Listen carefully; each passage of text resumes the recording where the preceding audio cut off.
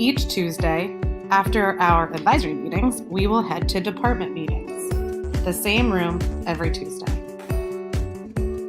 You can think about department meetings as our default location where the bulk of our professional learning will happen this year.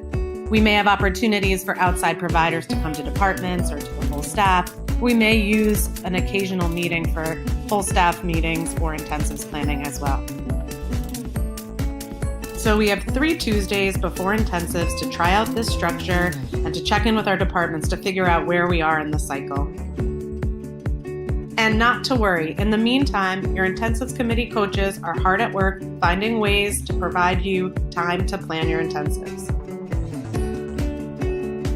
Your awesome PD team this year is a cross-curricular representation, including Christy, Caitlin N., Gabby, Greg, Xenia, Diana, Ashley, Kim, Allison, and AP Michael. We have been meeting for hours and hours and hours to ensure we support your professional learning this year. Our goal this year for professional learning is focused on assessment, with the outcome being an improvement of student mastery and more consistent, highly effective teaching practices for each of us. Sometimes the quickest way to improve is actually to slow down. So we ask that you keep an open mind as we all slow down and norm our work together. So how will this look? Today, we're going to begin a cycle of protocols that will lead us towards revising and creating rigorous evidence for the students to engage with. Your group facilitator from the PD team will help you figure out where you'll begin, but we wanted to show you the whole cycle. You'll also have time in your smaller groups to work through and talk through what this all looks like. This is meant to be asynchronous in nature, by department or teacher where appropriate. Your facilitator will help you think about where to begin. Some will begin with a deep dive of tests connected with their content area. Next, you will select a high-use outcome target.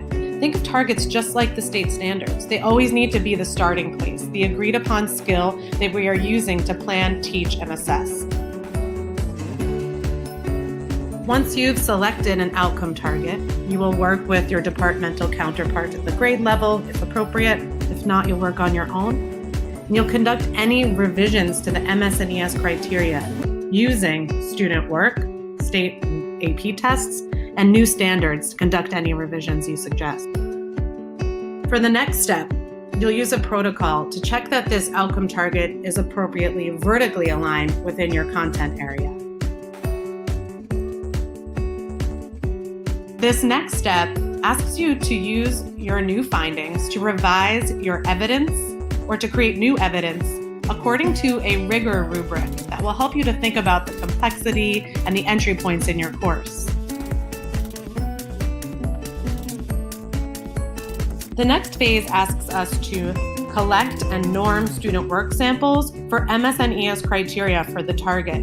This is similar to what state and AP exams do to norm teachers around grading their exams.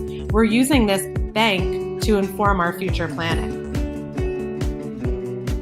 This is a lot to look at before you're getting started, but the most important thing to remember is that each grade level or department or content will be moving asynchronously according to where they are now. This is a goal for all of our department, our entire school, to have moved through this for each outcome target. So each of us will have a different entry point with this work. All we ask is that you keep an open mind and bring your questions to your department rooms.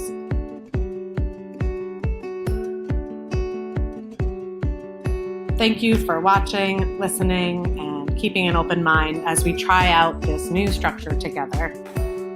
Your department facilitators will meet you in your rooms, which are listed on this slide, and they'll answer all of your follow-up questions. Have a great afternoon.